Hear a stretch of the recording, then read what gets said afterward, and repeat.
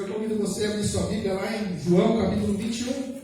Nós vamos fazer a leitura dos versículos 1 até o 14. João 21, de 1 a 14.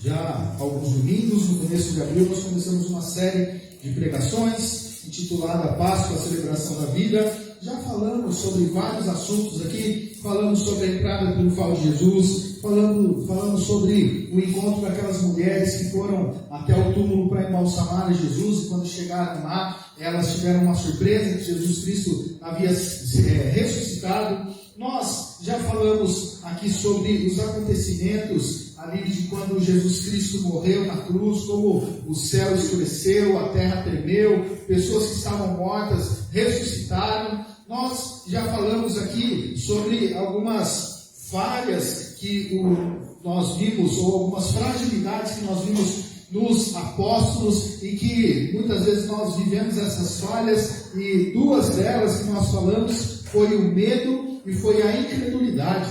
Aqueles discípulos estavam fechados com medo dentro de uma sala, e Jesus entra naquela sala sem abrir a porta e diz: paz seja convosco. E ali aquele medo agora dá lugar à alegria. E depois de 8 dias, o Tomé, que não estava naquele dia quando Jesus Cristo entrou nessa sala, e que disse: olha, eu só vou acreditar que Jesus Cristo ressuscitou se eu tocar ali, colocar o dedo na ferida dele. Então 8 dias depois, Jesus aparece para Tomé e falou: ó Tomé, olha eu aqui, toma aqui, toca na ferida, veja como eu estou vivo. Então nós aprendemos que muitas vezes nós vivemos com medo, como o medo nos aprisiona, mas como Jesus Cristo nos liberta, porque o verdadeiro amor lança fora o medo. Nós vimos também que muitas vezes agimos com incredulidade, como Tomé agiu, e que essa incredulidade pode ser curada por Jesus Cristo também. E hoje nós vamos falar de um terceiro encontro de Jesus Cristo com seus discípulos. João capítulo 21 diz assim: depois disto, tornou Jesus a manifestar-se aos discípulos junto ao mar de Tiberíades, e foi assim que ele se manifestou. Estavam juntos Simão Pedro, Tomé, chamado Dídimo, Natanael, que era de Caná da Galileia, e os filhos de Zebedeu, e mais 2 dos seus discípulos. Disse-lhe Simão Pedro: vou pescar. Disseram-lhe os outros: também nós vamos contigo. Saíram e entraram no barco, e naquela noite nada apanharam. Mas ao clarear da madrugada, estava Jesus na praia. Todavia os discípulos não reconheceram que era ele. Perguntou-lhe Jesus: filhos, tendes aí alguma coisa de comer? Responderam-lhe: não. Então lhe disse: lançai a rede à direita do barco, e achareis. Assim fizeram, e já não podiam puxar a rede, tão grande era a quantidade de peixes. Aquele discípulo a quem Jesus amava disse a Pedro: é o Senhor. Simão Pedro, ouvindo que era o Senhor, cingiu-se com sua veste, porque se havia despido, e lançou-se ao mar. Mas os outros discípulos vieram no barquinho, puxando a rede com os peixes, porque não estavam distantes da terra, senão quase 200 côvados. Ao saltarem em terra, viram ali umas brasas, e em cima peixes, e havia também pão. Disse-lhes Jesus: trazei alguns dos peixes que acabastes de apanhar. Simão Pedro entrou no barco e arrastou a rede para a terra, cheia de 153 grandes peixes. E não obstante serem tantos, a rede não se rompeu. Disse-lhe Jesus: vinde, comei. Nenhum dos discípulos ousava perguntar-lhe: quem és tu? Porque sabiam que era o Senhor. Veio Jesus, tomou o pão e lhes deu, e de igual modo o peixe. E já era esta a terceira vez que Jesus se manifestava aos discípulos, depois de ressuscitado dentre os mortos. Oremos. Pai Santo, tua palavra agora, Deus, foi lida. E sabemos, ó Pai, que se não for a iluminação do teu Santo Espírito, Deus, nós não entenderemos, ó Deus, o que o Senhor tem preparado para nós nessa noite. Por isso te pedimos, ó Deus, que o Senhor venha a se manifestar, ó Deus, a nos orientar, nos guiar, ó Deus, a experimentar maravilha que é a tua palavra, experimentar, ó Deus, o que o Senhor tem preparado para nós. Ensina-nos, ó Pai. Nos capacita, Pai, para entendermos a tua palavra e colocá-las em prática. Em nome de Jesus. Amém. Esse texto então fala dessa terceira aparição de Jesus. Quando Jesus foi até o túmulo e quando as mulheres foram até o túmulo para embalsamar a Jesus Cristo, elas não o acharam e tiveram ali uma notícia. Um anjo falou para elas: olha, Jesus Cristo, que estava morto, agora está vivo. Não adianta procurar Jesus no lugar de morte, porque Jesus está vivo. Então façam o seguinte: vão até a Galileia, porque lá Jesus irá encontrar com vocês. E essa notícia então é passada para aquelas pessoas, para aqueles discípulos. E o texto que nós lemos começa dizendo que aquelas pessoas, aqueles discípulos, estavam junto ao mar de Tiberíades. Que mar é esse? Tiberíades também muitas vezes é citado na Bíblia como mar da Galileia. Então eles estavam agora na região da Galileia, sabendo que Jesus Cristo tinha falado que iria se revelar a eles naquele local. Então, se trata de um terceiro encontro de Jesus com seus discípulos, mas um encontro um pouco mais pessoal do que os outros, porque os outros encontros foram de diálogos um pouco rápidos, né? Jesus Cristo apareceu e falou: olha, paz seja convosco, eu estou dando autoridade a vocês para perdoarem pecados. Aí um outro encontro, uma conversa mais restrita a Tomé. Então parece que assim, existem coisas que precisam ser conversadas ainda. Jesus Cristo apareceu para eles de modo rápido, de modo muito, talvez um pouco até impessoal, porque ele não foi tratado o coração de cada um, mas eles têm essa esperança de encontrar Jesus na Galileia. E assim então eles partem para lá. E quando eles estão lá, a Bíblia não fala quanto tempo eles ficaram ali naquele lugar, mas o fato é que um deles, Pedro, resolveu ir pescar. Mas essa pesca não foi uma pesca para poder espairecer, né? Tem um ditado que diz, né? Está nervoso, vai pescar. Mas a ideia aqui de Pedro não era essa. Pedro ele não foi pescar para acalmar a sua mente, para acalmar o seu coração. Pedro estava muito atribulado. Pedro estava sendo confrontado por ele mesmo diante de tantas coisas que haviam acontecido naqueles últimos dias. E agora então ele resolve pescar, talvez triste no seu coração. Alguns discípulos resolvem ir com ele. Está saindo um som aqui atrás no cubo aqui. Alguns discípulos resolvem ir pescar com eles, com Pedro, e ele então passa a noite inteira tentando pescar, mas não consegue pescar nada. Um homem experiente em pescaria, junto com outros homens que antes de seguir a Jesus viviam de pesca, não conseguem pescar nada a noite toda. Então, já no alvorecer, no comecinho da manhã, nos primeiros raios de sol, eles ouvem alguém dizendo: olha, filhos, lancem a rede do lado direito do barco. E então eles jogam a rede. E para surpresa deles, eles pescam, e aqui o número exato, né? 153 peixes. Mas não era um peixe pequeno, não. Não era aquelas manjurinhas, não, né? 153 grandes peixes, a ponto de quase a rede não aguentar. O texto fala que é impressionante que essa rede aguentou esses peixes. João dá uma olhadinha melhor. João era um discípulo a quem Jesus amava. Ele dá uma olhadinha melhor e cutuca Pedro e fala: Pedro, é Jesus que está na praia. E Pedro então, né, como sempre, né, aquele Pedro que é sanguíneo, né, aquele que não consegue se calar na hora que tem que se calar, não consegue se conter na hora que é para ficar quietinho, ele pega a sua capa, porque ele está sem a capa, pega a capa do barco, né, podia ter deixado lá para não molhar essa capa, mas ele põe a capa, mergulha no mar e vai de encontro a Jesus. Eles não estavam tão longe da praia, eles estavam a 100 metros da praia. Pedro então chega nadando, vê que é Jesus de fato que está lá. Os outros discípulos vêm arrastando aquela rede, chegam ali na praia e eles encontram ali Jesus Cristo com um braseiro, com um peixe sendo assado, para quem gosta de peixe assado, né? Um peixe bem gostoso sendo assado, um pão ali sendo apresentado, e ele então serve a cada uma dessas pessoas. Eles se alimentam na presença de Jesus. Irmãos, do mesmo modo que aqueles discípulos estavam passando um momento talvez de incerteza, de dúvidas, quantas vezes nós não passamos por momentos assim? Quantas vezes a nossa vontade é largar tudo e ir pescar? Quantas vezes a nossa vontade é de, ou as nossas dúvidas é a de que, será que tudo que eu fiz está me afastando cada vez mais de Deus e eu não tenho mais volta? Quantas vezes nós não fazemos essas perguntas?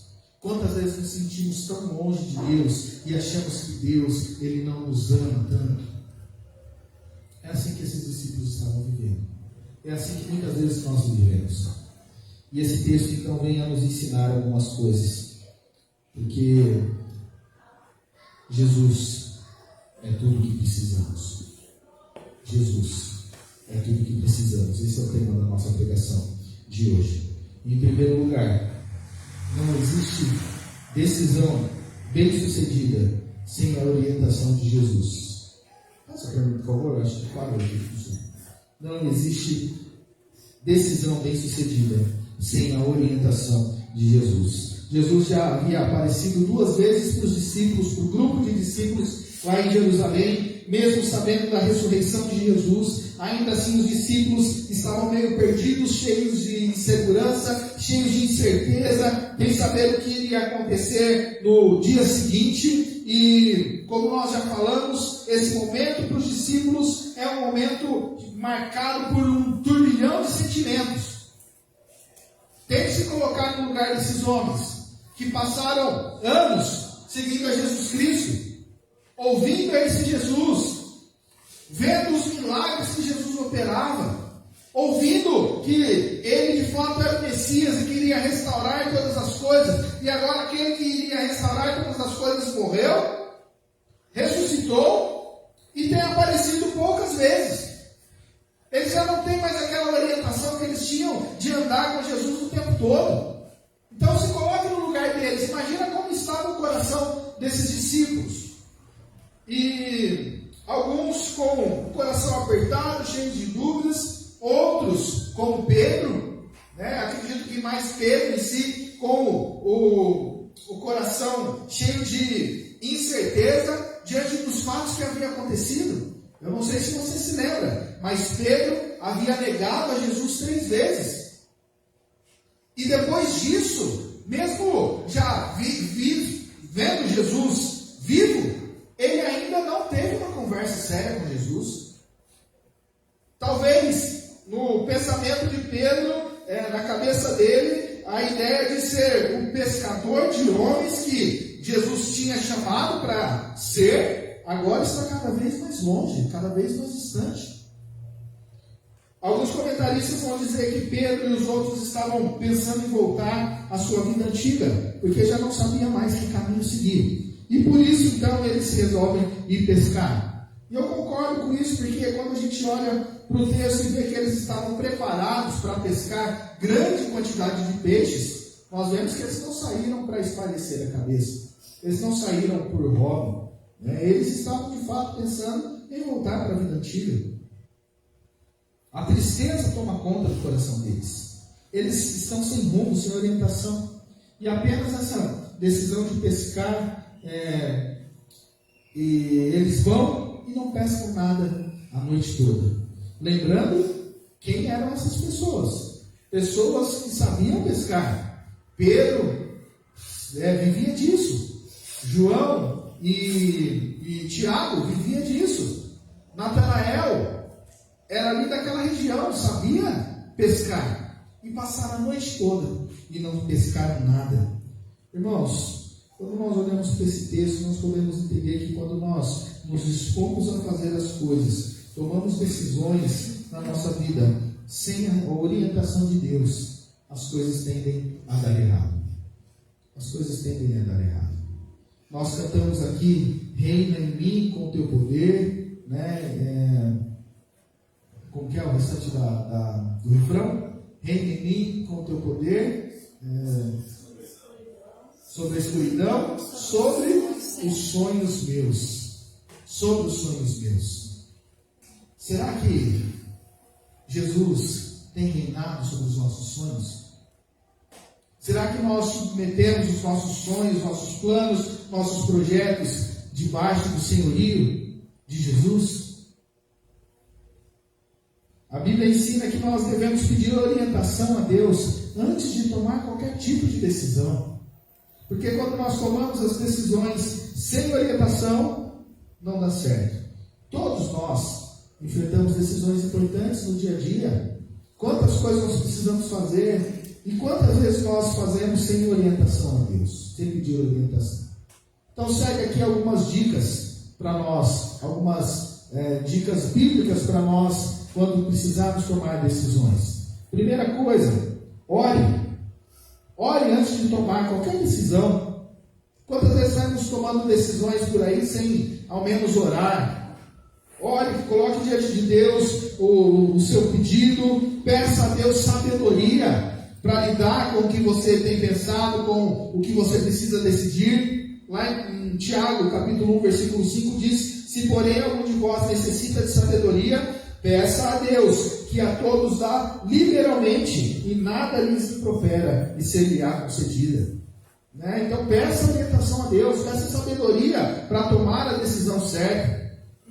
Mas também depois de orar, reflita.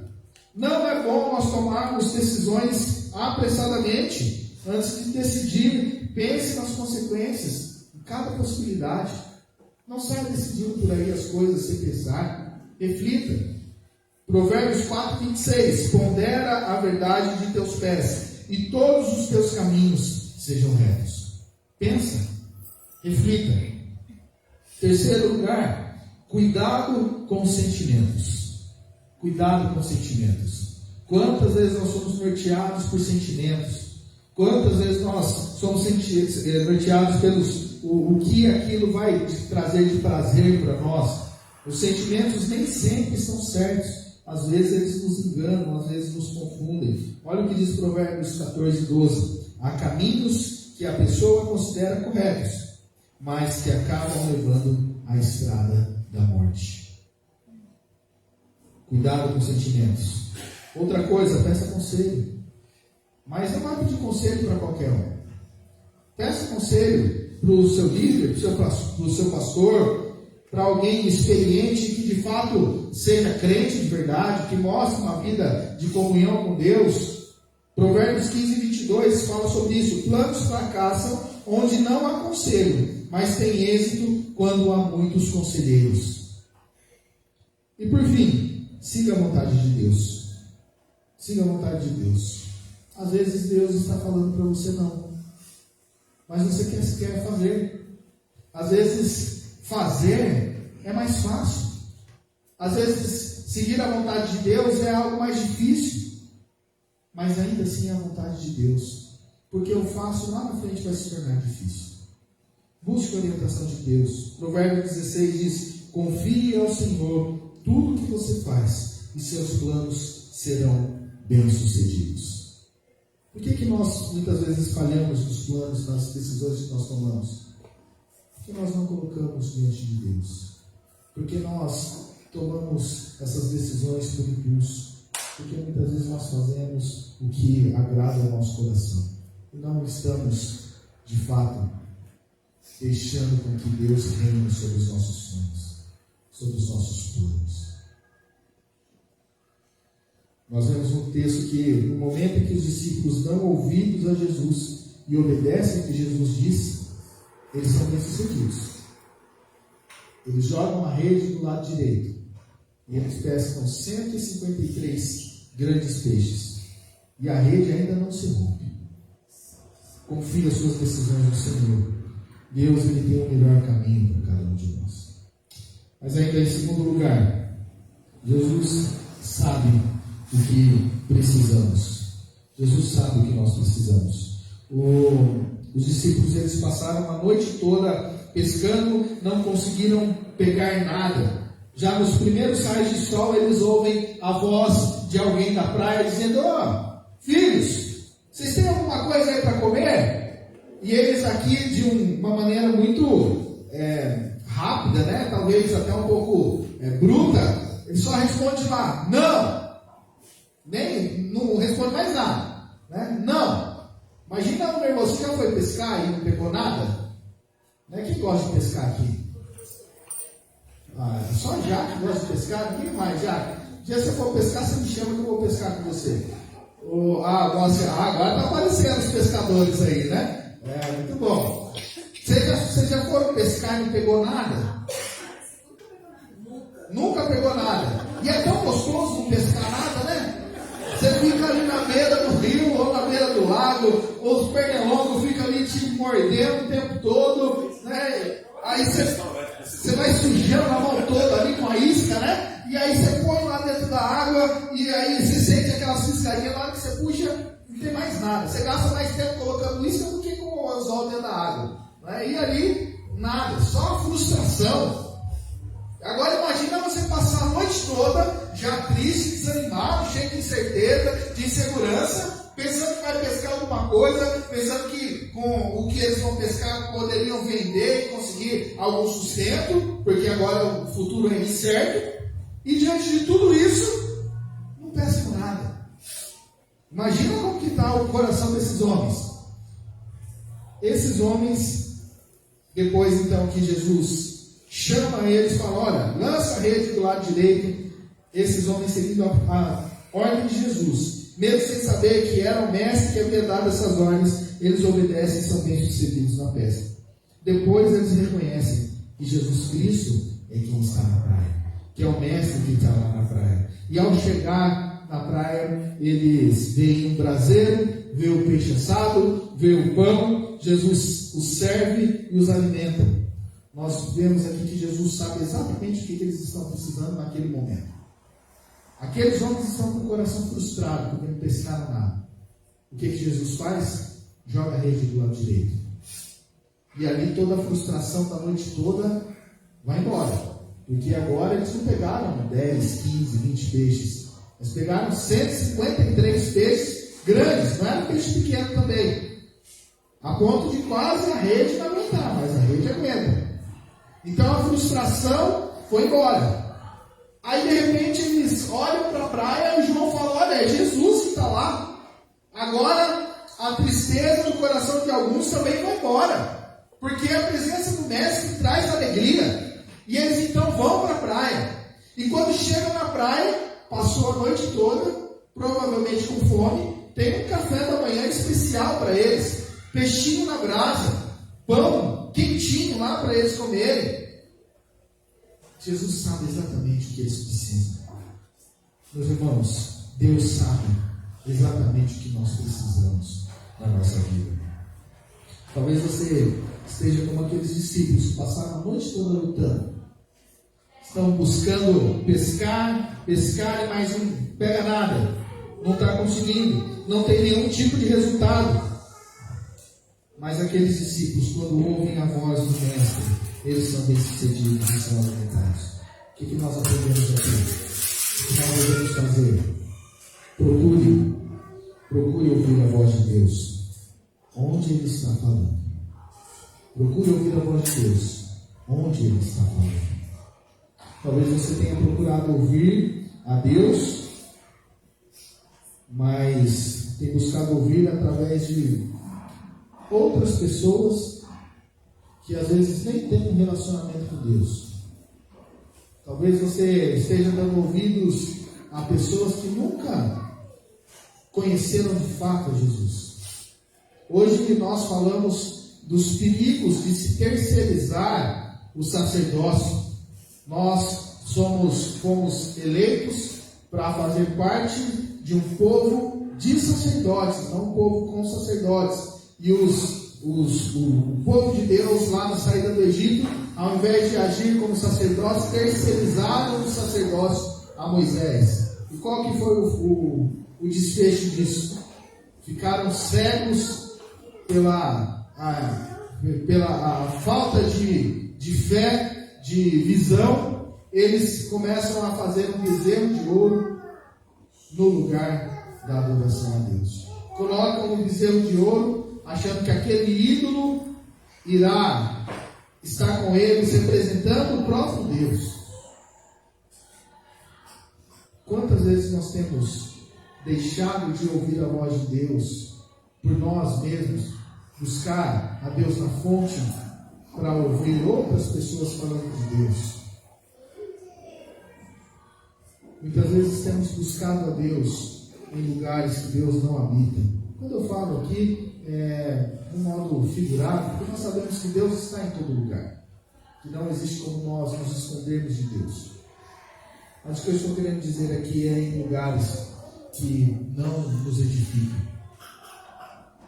Quantas vezes nós temos buscado a Deus, às vezes até dentro do nosso coração, mas o nosso coração está tão confuso, o nosso coração está tão cheio de ruído, cheio de vozes, cheio de barulho, que nós não conseguimos ouvir a voz de Deus. Então hoje nós podemos ouvir a voz de Deus quando nós lemos a palavra de Deus e o Espírito Santo aplica a palavra de Deus no nosso coração. Nós ouvimos a voz de Deus. Quando nós buscamos na Bíblia, nós somos norteados a fazer o que Ele manda e não o que achamos que temos que fazer. Quando buscamos na Bíblia, somos alimentados como aqueles discípulos na praia. A Bíblia é como aquele braseiro aceso na praia, com o peixe ali sendo assado, que vai trazer alimento. A Bíblia é assim para nós, deve ser assim para nós, traz o alimento para a nossa alma. Jesus sabe o que você precisa, Jesus sabe das nossas necessidades. Ouça a voz dele e seja obediente àquele mano. Lá em Mateus 6, 33 e 34 diz: buscai, pois, em primeiro lugar o seu reino e a sua justiça, e todas as coisas vos serão acrescentadas. Portanto, não vos inquieteis com o dia de amanhã, pois o amanhã trará os seus cuidados. Basta ao dia o seu próprio mal. Deus sabe o que nós precisamos. Busca ouvir a voz dele. E em terceiro lugar, somente em Jesus há restauração. Somente em Jesus há restauração. Alguns estudiosos vão dizer que esse capítulo 21 não foi escrito por João. Não sei se você já tinha ouvido esta teoria, porque quando nós lemos principalmente o final do capítulo 20, eu vou ler aqui para vocês entenderem. Diz assim, capítulo 20, versículo 30 e 31. Na verdade, fez Jesus diante dos discípulos muitos outros sinais que não estão escritos neste livro. Estes, porém, foram registrados para que creiais que Jesus é o Cristo, o Filho de Deus, e para que, crendo, tenhais vida em seu nome. Parece que João fecha o livro aí. Parece que João termina a escrever o Evangelho nesse capítulo 20. E aí, de repente, a gente tem esse capítulo 21 como se fosse um enxerto ali, né? Mas outros estudiosos vão dizer que, de fato, foi João que escreveu, porque ele não poderia encerrar esse texto sem falar da restauração dos discípulos, sem falar como que Deus falou com essas pessoas, como Deus transformou a vida daquelas pessoas. O que chama a atenção aqui nesse texto é como Jesus os chama quando eles estão pescando. Jesus, talvez se fosse um de nós, né? Diante de tudo que esses discípulos já viveram, já viram, se nós estivéssemos no lugar de Jesus, será que a gente ia gritar para eles na praia: filhos, vocês têm alguma coisa para comer? Ou a gente ia gritar: ô, povo sem fé, o que vocês estão fazendo aí no mar? Vem logo para cá, sou eu que estou aqui. Será que a gente não ia agir desse modo? Mas Jesus, ele age com ternura. Jesus nos chama de filhos. Ele diz: filhos, tens aí alguma coisa para comer? Queridos, não importa se Tomé precisou ver para crer, precisou tocar lá na ferida. Não importa se Natanael, que disse lá atrás, quando Jesus Cristo o chamou para seguir, e falou assim: mas pode vir alguma coisa boa de Nazaré? Não importa se Natanael mudou essa ideia ou continua com essa mesma ideia. Não importa se Pedro negou 3 vezes a Jesus no dia da sua morte. Jesus, ele está pronto para restaurar a todos eles. Jesus é diferente de nós. Ele não fica ressentido. Ele não fica magoado. Ele não fica remoendo as coisas que nós fazemos que entristece a Ele. O amor dele continua o mesmo. Sabe por quê? Porque o amor de Jesus é o mesmo amor do Pai. É o mesmo amor do Pai. Aquele mesmo amor que fez com que Deus, para nos restaurar, para nos resgatar, enviasse Jesus Cristo para morrer na cruz do Calvário. É esse mesmo amor com que Jesus nos ama. O mesmo amor que nos chama como nós estamos. Nos chama ainda pecadores. Nos chama ainda falhos. Nos chama ainda pessoas que muitas vezes vão escolher outros caminhos que não agradam a Deus do que agradar a Deus. É esse mesmo amor que Ele nos chama. Mas é com esse mesmo amor que Ele não permite que nós continuemos do mesmo jeito do que quando nós chegamos a Ele. Através do amor, Ele vai nos restaurando, Ele vai nos transformando. E a cada dia é um passo diferente. A cada dia é algo sujo que nós deixamos para trás, é algo novo que nós aprendemos, que nos leva para mais perto de Deus. A cada dia que nós caminhamos na fé, a cada dia que nós reconhecemos a esse Deus como o nosso único e suficiente Salvador, a cada dia que nós lembramos desse sacrifício, nós damos um passo mais na fé. A cada dia mais nós nos tornamos parecidos com Jesus Cristo. Que notícia maravilhosa, irmãos. Porque não importa o que você fez, não importa o que eu fiz, Jesus Cristo está de braços abertos para nos receber. Jesus Cristo está de braços abertos para nos restaurar. Só existe restauração em Jesus Cristo. O texto continua falando de uma conversa muito séria, uma conversa enigmática entre Jesus e Pedro. Quando Jesus, e aí esse texto eu não li, você pode ler na sua casa, eu não vou ficar explicando ele aqui, mas nessa conversa Jesus pergunta se Pedro o ama, e Pedro responde: olha, eu te amo. Ele então cuida das minhas ovelhas, e ele vai falando isso por 3 vezes. Pedro vai se envergonhando, porque o jeito que Jesus se refere ao amor, ele fala de um amor sacrificial, e Pedro responde: olha, eu te amo, mas não com esse amor de dar a minha vida pelo Senhor, mas eu te amo com um amor de amigo. Eu não consigo chegar nesse tipo de amor. E ele vai se envergonhando, até que Jesus Cristo restaura Pedro e diz: Pedro, então me segue. É assim que esse texto encerra, essa história encerra, é a restauração de Pedro encerra. Pedro, me segue. Jesus hoje está nos chamando para uma restauração. Não importa o que você fez, não importa o seu passado, não importa o que você fez antes de vir para cá. Jesus Cristo está dizendo hoje para você: me siga, me segue. Em João 1 conta uma história onde João Batista está com seus discípulos, e ali Jesus Cristo passa e João Batista diz: olha aí, ó, eis o Cordeiro de Deus, é esse aí que eu tenho falado, é esse aí que eu tenho anunciado, é esse a quem eu não posso amarrar as sandálias do pé. E o que é que os discípulos de João fazem? Saem correndo atrás de Jesus, e eles perguntam para Jesus: aonde o Senhor mora? Porque eu quero estar onde o Senhor está. Eu quero viver junto com o Senhor, porque eu sei quem é o Senhor, porque eu tenho estudado sobre o Senhor, porque o Senhor é a quem eu busco a vida inteira. Será que esse é o nosso sentimento nessa noite? Você sabe quem é Jesus Cristo? Você tem esperado por esse Jesus? Jesus está dizendo hoje para você: segue, segue. Não importa o que você fez, se arrependa, segue.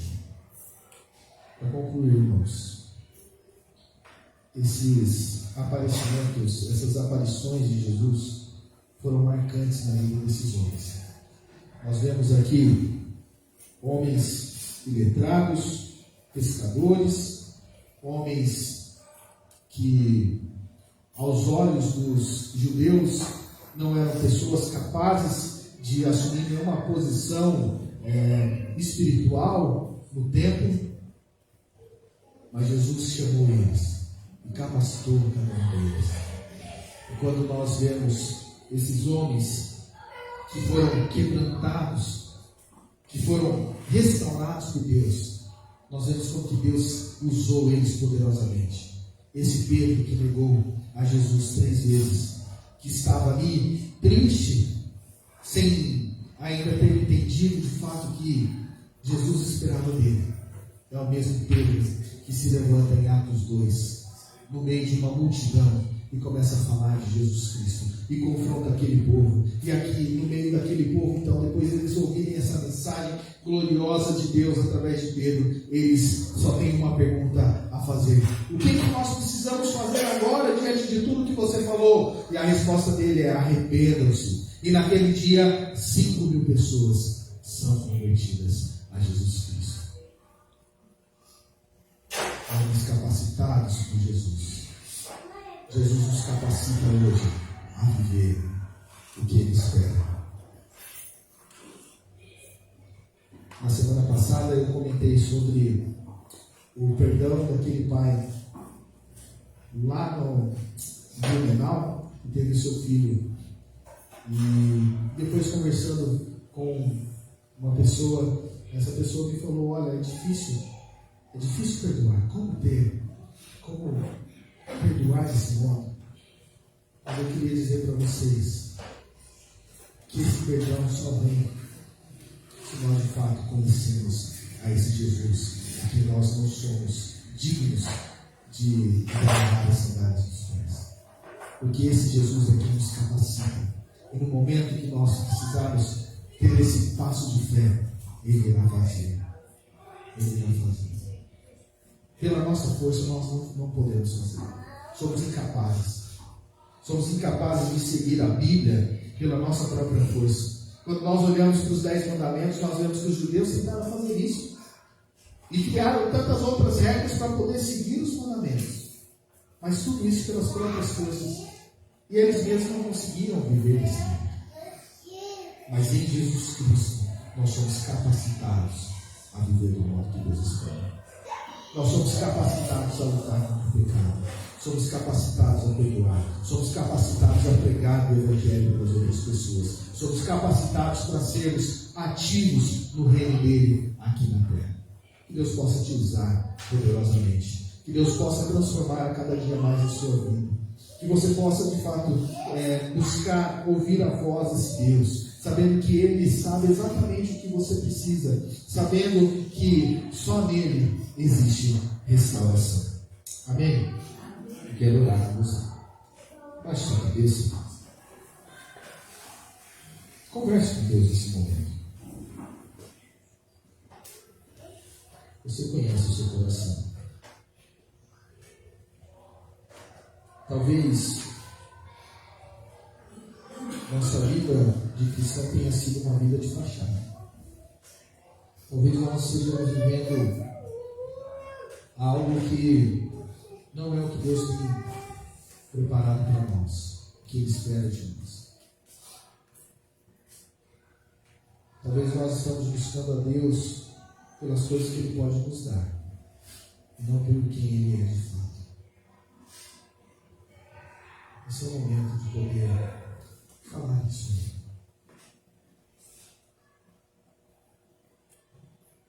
Peça para que Deus te ensine a amar cada vez mais a esse Jesus. Peça para que esse Deus possa falar cada vez mais ao seu coração quando você pegar a tua Bíblia para ler. Coloque diante de Deus todos os seus planos, tudo que você tem almejado na sua vida. Mas saiba que Deus nos chama para amá-lo. coração, Deus. Que esses planos não possam concorrer com esta adoração, Deus. Lembre que Jesus vai restauração. Ó Pai, que maravilha é, ó Deus, saber que o Senhor é um Deus que age em nossa vida de modo ativo. O Senhor Deus é aquele que transforma, é aquele que nos leva a experimentar coisas grandiosas, é aquele que conduz, ó Deus, cada passo da nossa vida. Quando nós colocamos diante do Senhor os nossos anseios, nossos planos, ó Deus, que o Senhor venha nos direcionar, ó Deus, a viver e a experimentar o que o Senhor tem preparado para nós, ó Deus. Que o Senhor vá à frente de todos os nossos planos, ó Pai, mas que esses planos possam vir a cada vez mais a engrandecer o Teu nome, porque é para isso que nós fomos criados, Pai. Ó Deus, que o Senhor nos conduza a uma vida, Deus, de adoração, porque o Senhor sabe o que nós precisamos, Deus. O Senhor conhece, ó Deus, a vida de cada um aqui, os que estão passando por um deserto árido, ó Deus, e que estão necessitando de água, que estão necessitando de Jesus Cristo, que é a fonte de água viva. Ó Deus, que o Senhor nos capacite, ó Deus, a experimentar cada vez mais dessa fonte de água viva, porque todo aquele que experimentar dessa fonte nunca mais terá sede. Ó Senhor, abra os corações aqui nessa noite, Deus. Transforma, Pai, a vida, Deus, dos nossos irmãos aqui, Senhor. Senhor, que possamos olhar para Jesus Cristo e entender que em Jesus há restauração, que em Jesus há consolo, que em Jesus há vida. E não queremos, ó Deus, viver uma vida mediana, uma vida medíocre, ou um estado de morto-vivo, Senhor. Não queremos viver assim. Queremos, ó Deus, viver a vida de Jesus. Queremos ser parecidos com Jesus. Oh, Pai, nos leva a viver isso. Obrigado, Deus, pela vida dos irmãos que o Senhor trouxe aqui nesta noite. Obrigado, Deus, pela Tua presença maravilhosa neste lugar, Deus. Obrigado, Deus, por falar aos nossos corações. Continue a nos abençoar. Em nome de Jesus. Amém.